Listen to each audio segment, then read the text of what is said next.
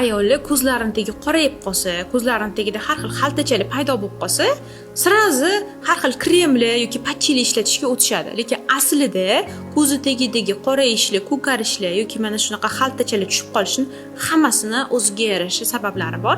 Buni hozir sizga tushuntirib beraman. Qovoqlar osti rangiga qarab biz tanamizdagi buzilishlar haqidagi signallarni bilib olsak bo'ladi. Binafsha rang dog' bu charchagan buyrak usti bezlari sindromidan dalolat bo'ladi. Odam uzoq vaqt stressda yursa, stress gormoni kortizol chiqaruvchi buyrak usti bezlari juda ham charchaydi va qovoq osti rangi mana shunaqa binafsha rangga kirib qolishi mumkin. Bundan keyingisi bu jigarda muammosi bor odamni qovoq ostida to'q jigarranglarni ko'rish, ya'ni terisi sarg'imtir bo'ladi, qovoq osti esa jigarrang bo'ladi. Bunda sizda jigaringizda muammolar borligidan dalolat bo'ladi. Binafsha ko'kimtir rang ammiak bilan bog'liq zaharlanish belgisi ham bo'lishi mumkin.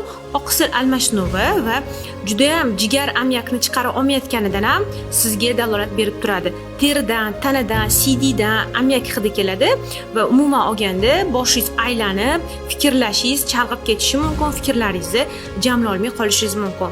Ko'zi tagida qorayish yoki binafsha rang bo'lishini patchili kremlar bilan emas, aynan ichki organlarni davolash bilan o'z holiga qaytarishingiz, sog'lom teriga ega bo'lishingiz mumkin.